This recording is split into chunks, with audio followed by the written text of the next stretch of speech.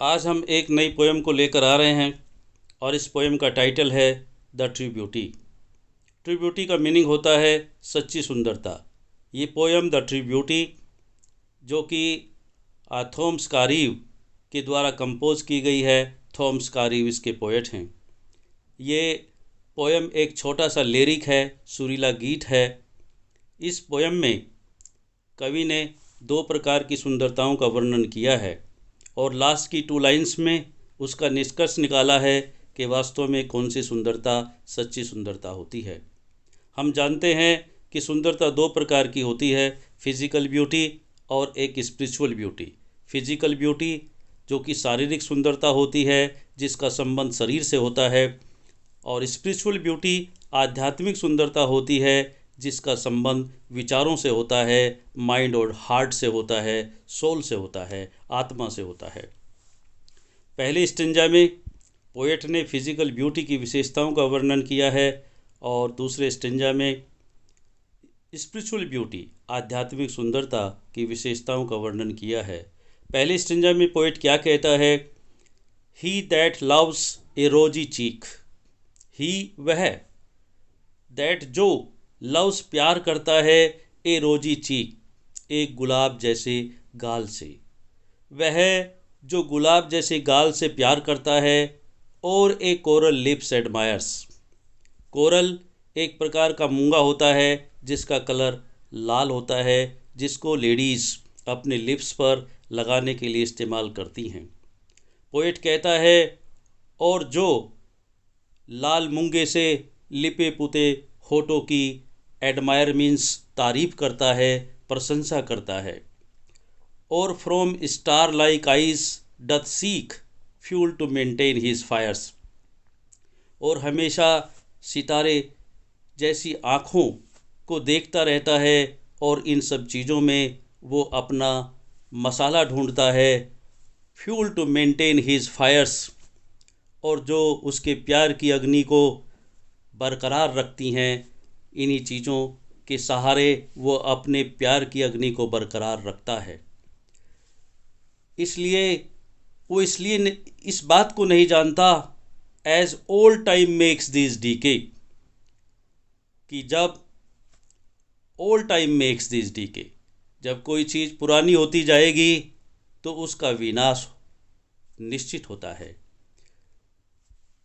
कोई भी व्यक्ति हमेशा एक जैसा नहीं रहता।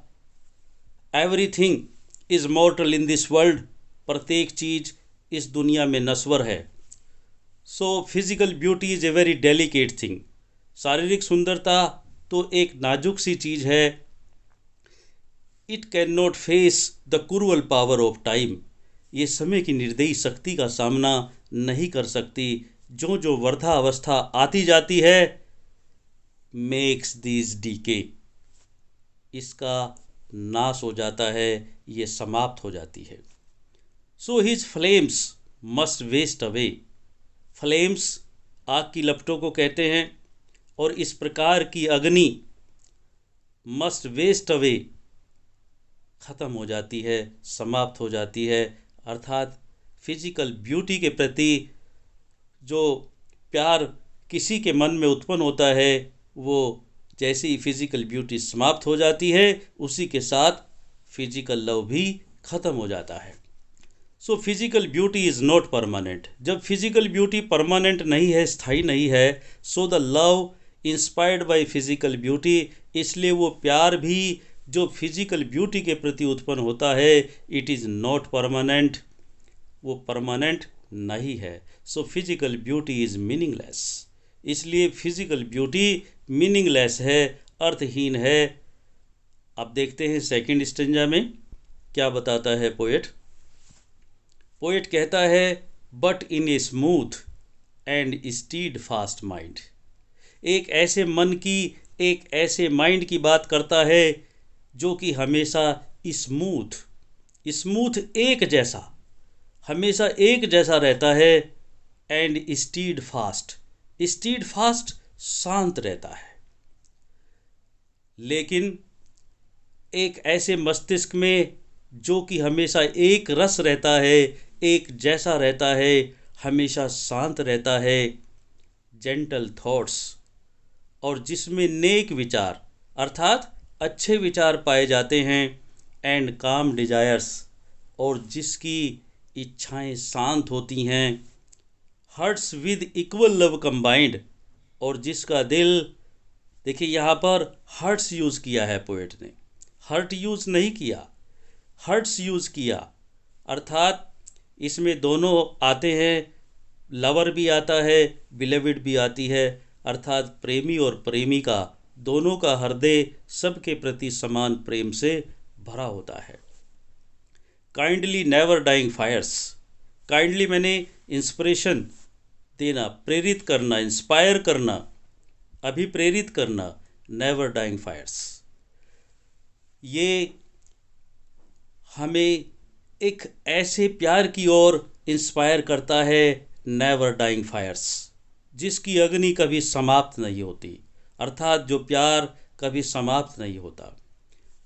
दोबारा फिर देखिएगा, but in a smooth and stead fast mind, लेकिन एक ऐसे मन में जो कि हमेशा एक रस रहता है और हमेशा शांत रहता है, जेंटल थॉट्स, जिसमें नेक विचार पाए जाते हैं, एंड काम डिजायर्स, और जिसकी इच्छाएं शांत होती है, hearts with equal love combined, और जिनके हृदय समान प्रेम से भरे होते हैं, काइंडली नेवर डाइंग फायर्स, ऐसा प्यार या ऐसे प्यार की अग्नि कभी समाप्त नहीं होती, अर्थात ऐसा प्यार कभी समाप्त नहीं होता।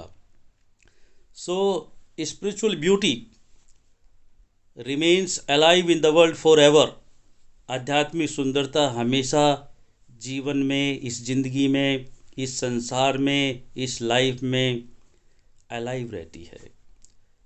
बाद की दोनों पंक्तियों में पोएट ने कंपेयर किया है फिजिकल ब्यूटी को और स्पिरिचुअल ब्यूटी को।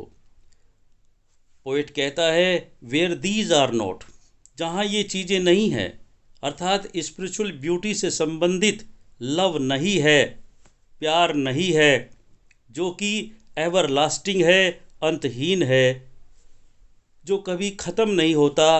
यदि प्रेमी और प्रेमिका दोनों में से एक डूम में भी चला जाए, ग्रेव में भी चला जाए, तो ये तब भी जो का तो बना रहता है।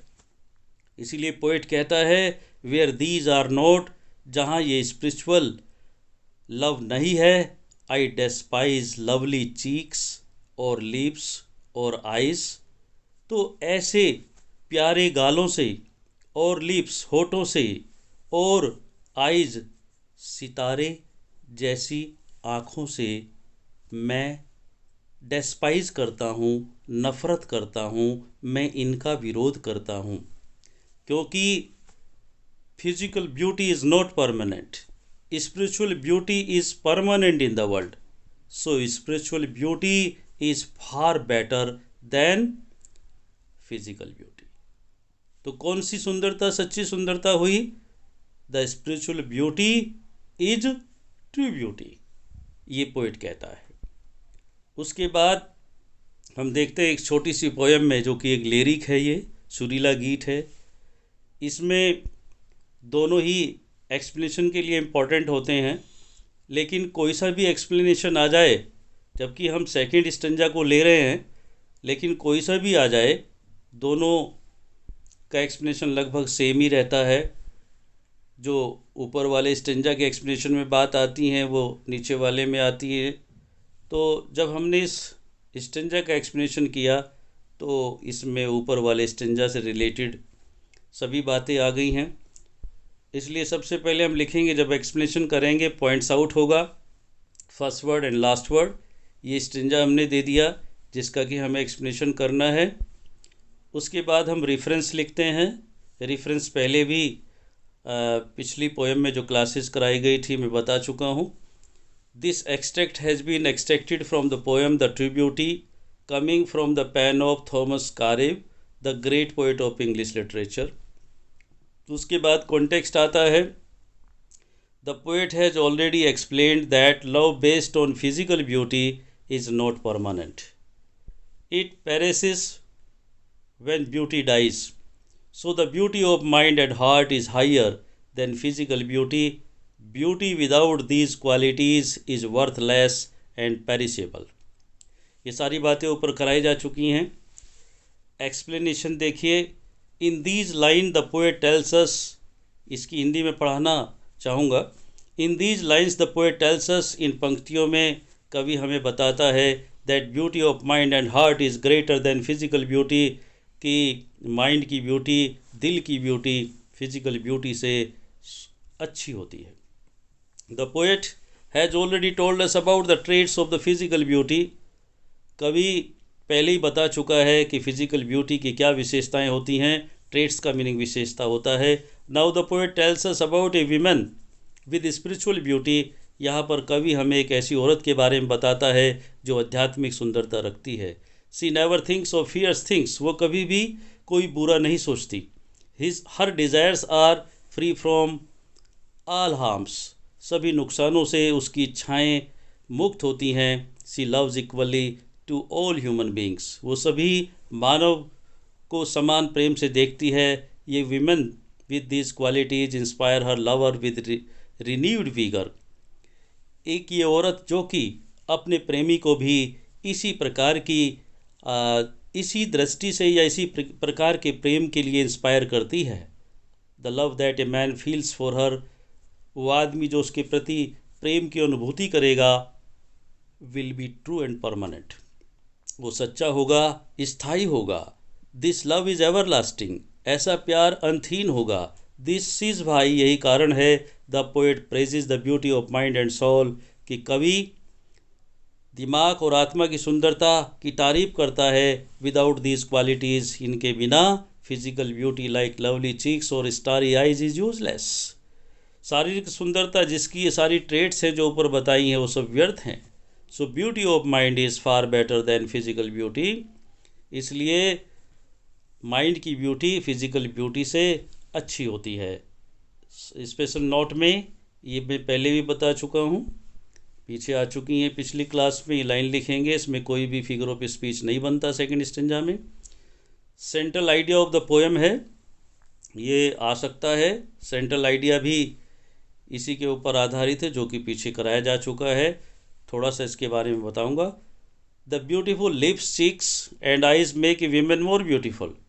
सुंदर होठ, गाल, आँखें, ये किसी भी औरत को सुंदर बनाती हैं।